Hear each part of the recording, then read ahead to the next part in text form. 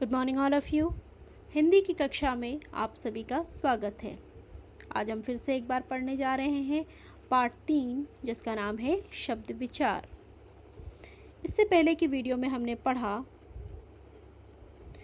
ध्वनियों से मिलकर बनते हैं शब्द, और जब हम इन शब्दों का उच्चारण करते हैं, जो ध्वनियाँ हमारे मुख से निकलती हैं वो किस प्रकार से होती हैं और वो कैसी ध्वनियाँ होती हैं और कितने प्रकार की ध्वनियाँ होती हैं, ये हमने अपने पिछले पाठ में पढ़ा।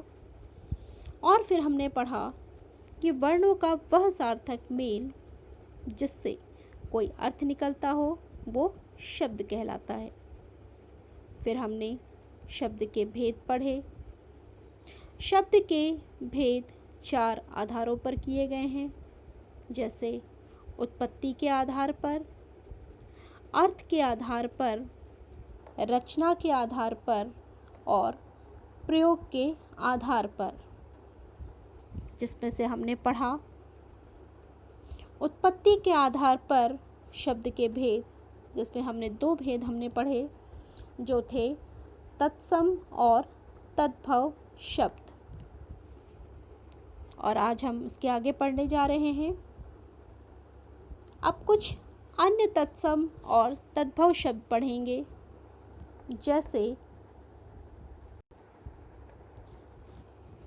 अंश, जिसका तद्भव शब्द होता है अंश, अग्नि, आग, काष्ठ, काठ, ग्राम, गांव, स्वर, स्वर्ण, सोना, प्रथम, पहला, दधी, दही, क्षेत्र, खेत, रात्रि, रात, घृत, घी, दुग्ध, दूध तथा कर्ण यानी कि कान। अब पढ़ते हैं देशज शब्द। देशज शब्द किसे कहते हैं? वे शब्द जो हिंदी भाषा में अन्य देशों से जुड़ गए हैं, जो कि हिंदी के शब्द नहीं हैं, लेकिन वो बाहर से आए हुए शब्द हैं जो कि हिंदी में जुड़ गए हैं, जिनका हम हिंदी के साथ जोड़कर उनका अब हम अपनी डेली लाइफ में प्रयोग करते हैं। उनको हम कहते हैं देशज शब्द, जैसे लोटा, लुटिया, डिबिया, डिब्बा, खिड़की, खिचड़ी, पगड़ी आदि। फिर पढ़ते हैं विदेशी शब्द। विदेशी शब्द क्या होते हैं? विदेशी भाषाओं के वो शब्द जो हिंदी में घुल मिल गए हैं, उनको हम विदेशी शब्द कहते हैं, जिन्हें हम आम बोलचाल की भाषा में अक्सर प्रयोग करते हैं। जैसे अंग्रेजी शब्द, इनका जो प्रयोग होता है हमारी बोलचाल की भाषा में, जैसे doctor, office, school, teacher, college, engine, tyre, चश्मा, बीमार, चाकू आदि। अरबी, फारसी शब्द, जैसे कमज़ोर, मज़दूर, आईना, इज़्ज़त, जालिम, दातुन आदि। ये सभी विदेशी शब्द हैं जो कि अब हम इनका प्रयोग अपनी दिनचर्या में, रोज़ के दैनिक बोलचाल की भाषा में करते हैं। इसके बाद है रचना के आधार पर शब्द के भेद। अब रचना के आधार पर शब्द के निम्नलिखित 3 भेद हैं, जैसे रूढ़ शब्द। रूढ़ शब्द क्या होते हैं? वे शब्द जिसके टुकड़े करने पर कोई अर्थ नहीं निकलता है, वे रूढ़ शब्द कहलाते हैं। जैसे घर, द्वार, सड़क, घोड़ा, तोता, रोटी आदि। यदि अब इनको हम 2 टुकड़ों में विभाजित कर दें तो इनका कोई अर्थ नहीं निकलता है, तो ऐसे शब्दों को हम कहते हैं रूढ़ शब्द। अगला शब्द है, जो अगला भेद है वो है यौगिक शब्द।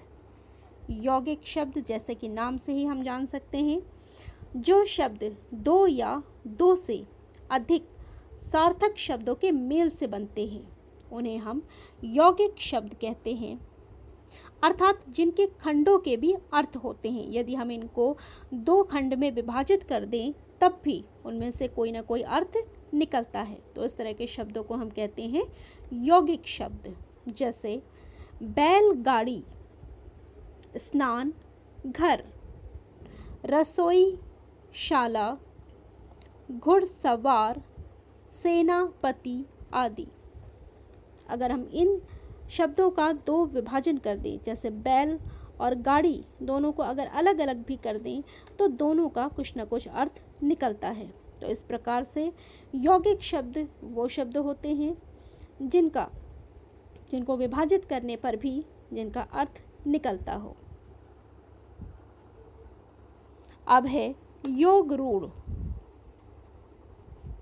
वे यौगिक शब्द जिनका कोई विशेष अर्थ होता है उन्हें योग रूढ़ शब्द कहते हैं। जैसे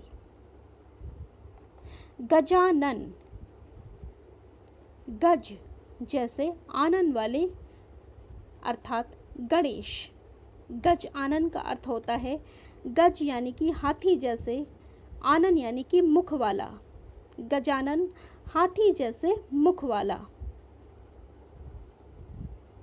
इसी प्रकार से चार पाई यानी कि चार पैरों वाली।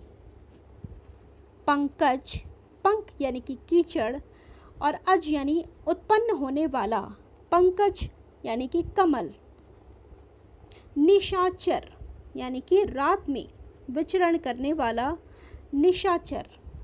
इसी प्रकार से दशानन यानी कि 10 मुख वाला जो होता है रावण, जिसे हम कहते हैं दशानन, जो कि बनता है शब्द 10 प्लस आनंद से मिल करके।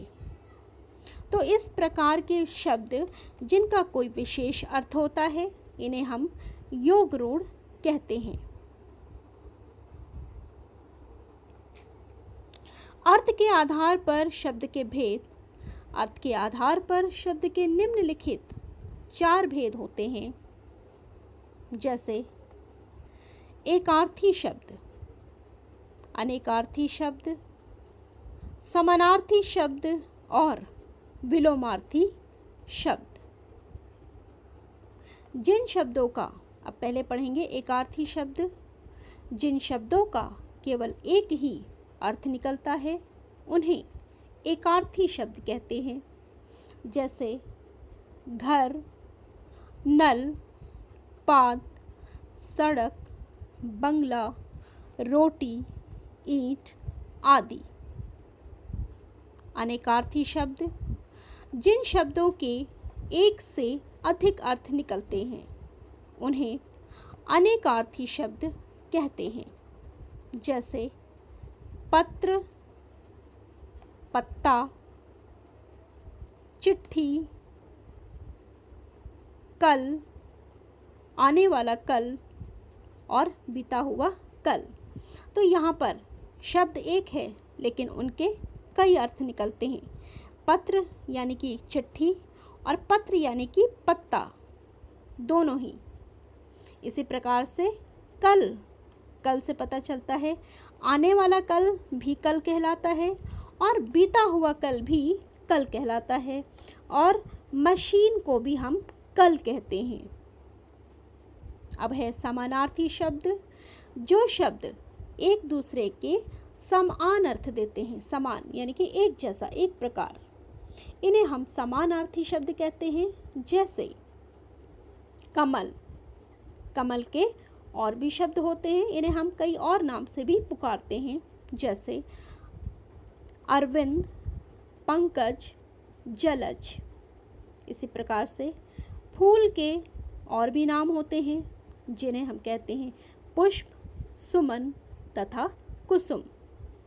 तो ये हैं समानार्थी शब्द। अब है विलोमार्थी शब्द। विलोमार्थी शब्द यानी कि विपरीत अर्थ वाला, उल्टा अर्थ देने वाला। जो शब्द एक दूसरे के उल्टा अर्थ देते हों उन्हें विलोमार्थी शब्द कहते हैं। जैसे लाभ हानि, लाभानी, ऊपर नीचे, अमीर गरीब, ठंडा गर्म, कड़वा मीठा आदि। प्रयोग के आधार पर शब्द के भेद। प्रयोग के आधार पर शब्द के दो भेद हैं। पहला विकारी शब्द और दूसरा अविकारी शब्द। सबसे पहले पढ़ेंगे विकारी शब्द। वाक्य में प्रयोग होने पर जिन शब्दों के रूप, वचन, पुरुष लिंग, कारक आदि के कारण परिवर्तित हो जाते हैं उन्हें विकारी शब्द कहते हैं। ये 4 प्रकार के होते हैं। जैसे संज्ञा में आता है लड़का, लड़के, लड़कों, लड़की, लड़कियां, लड़कियों आदि। इसी प्रकार से सर्वनाम में मैं, मुझे, मैंने, मेरा, मेरी, मेरे, तुम, तुमने, तुम्हें आदि। विशेषण में काला, काली, काले, बुरा, बुरी, बुरे आदि। और क्रिया में जो इनमें बदलाव आते हैं वो इस प्रकार से, जैसे पढ़, पढ़ना, पढ़ा, पढ़ी, पढ़े, पढ़ता, पढ़ती, पढ़ते आदि। तो यहाँ पर ये वाक्य में प्रयोग होने पर इनका रूप, वचन तथा लिंग सभी में परिवर्तन हो जाते हैं। इस प्रकार के शब्दों को हम कहते हैं विकारी शब्द। अब हम पढ़ते हैं अविकारी शब्द। वाक्य में प्रयोग होने पर जिन शब्दों के रूप पर, वचन, लिंग, पुरुष, कारक आदि का कोई प्रभाव नहीं पड़ता हो उन्हें अविकारी शब्द कहते हैं। ये भी 4 प्रकार के होते हैं। जैसे पहले क्रिया विशेषण, जैसे आज, कल, अभी, परसों, धीरे धीरे, तेज, शायद आदि।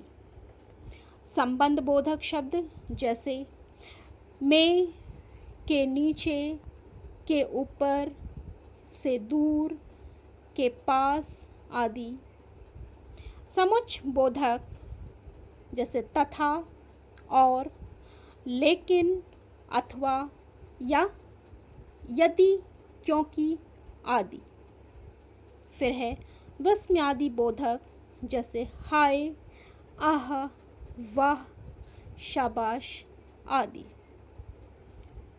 तो वाक्य में प्रयोग होने पर इन शब्दों के रूप में, वचन में, लिंग में, पुरुष में, कारक में, इन सभी चीज़ों में इनका कोई भी प्रभाव नहीं पड़ता है और इनमें कोई बदलाव नहीं होता है। तो इस प्रकार के शब्दों को हम अविकारी शब्द कहते हैं। तो आइए एक बार इस पार्ट में हम फिर से पढ़ लेते हैं। जो चीज़ें हमने पढ़ी उनमें से जो मुख्य विशेष बातें हैं उनको एक बार फिर से दोहरा लें। जैसे वर्णों के सार्थक मेल को शब्द कहते हैं। उत्पत्ति के आधार पर शब्द के 4 भेद होते हैं, जैसे तत्सम, तद्भव, देशज तथा विदेशी। रचना के आधार पर शब्द के 3 भेद हैं, रूढ़, यौगिक तथा योग रूढ़। अर्थ के आधार पर शब्द के 4 भेद होते हैं, एकार्थी, अनेकार्थी, समानार्थी तथा विलोमार्थी। प्रयोग के आधार पर शब्द के 2 भेद होते हैं, जैसे विकारी तथा अविकारी शब्द। तो इस पाठ में बस इतना ही। धन्यवाद।